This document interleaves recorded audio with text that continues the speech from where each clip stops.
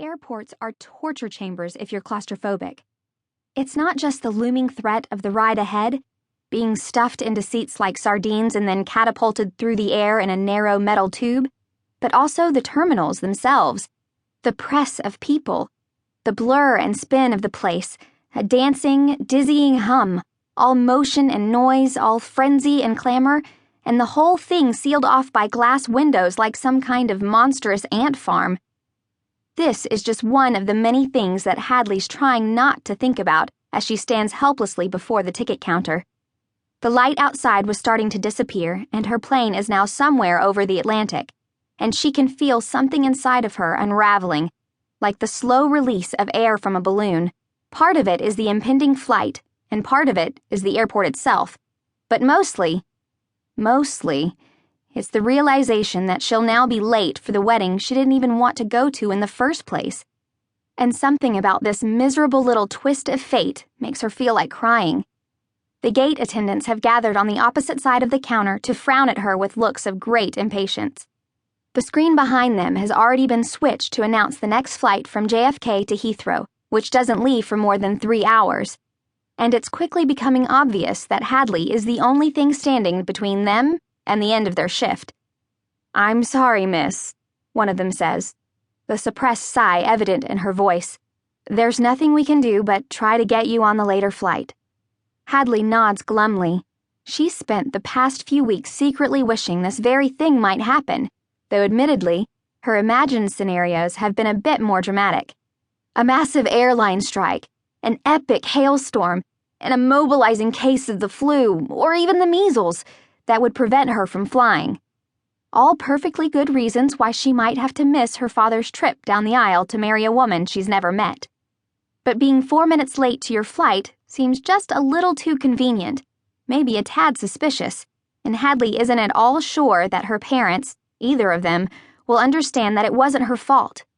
In fact, she suspects this might fall onto the very short list of things they'd actually agree upon.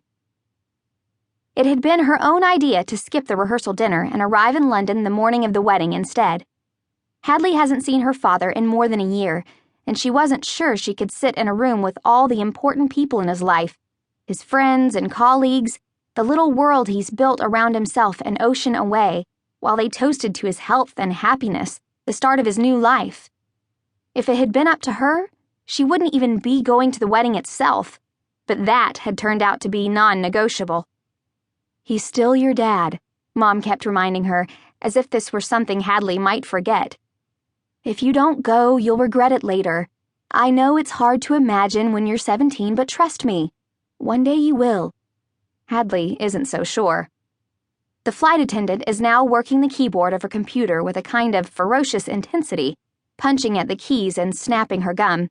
"You're in luck," she says, raising her hands with a little flourish. "I can get you on the 1024, seat 18A, by the window." Hadley's almost afraid to pose the question, but she asks it anyway. "What time does it get in?" 9:54, the attendant says, "tomorrow morning." Hadley pictures the delicate calligraphy on the thick ivory wedding invitation, which has been sitting on her dresser for months now. The ceremony will begin tomorrow at noon, which means that if everything goes according to schedule, the flight and then customs, the taxis and the traffic, the timing all perfectly choreographed, she'll still have a chance at making it on time, but just barely. "Boarding will start from this gate at 9:45, the attendant says, handing over the papers, which are all neatly bound in a little jacket. "Have a wonderful flight." Hadley edges her way toward the windows and surveys the rows of drab gray chairs, most of them occupied and the rest sprouting yellow stuffing at their seams like well-loved teddy bears. She props her backpack on top of her carry-on suitcase and digs for her cell phone, then scrolls through the contacts for her dad's number.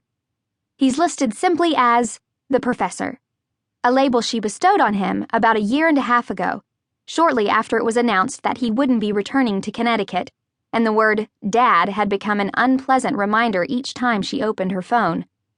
Her heart quickens now as it begins to ring. Though he still calls fairly often, she's probably dialed him only a handful of times. It's nearly midnight there, and when he finally picks up, his voice is thick.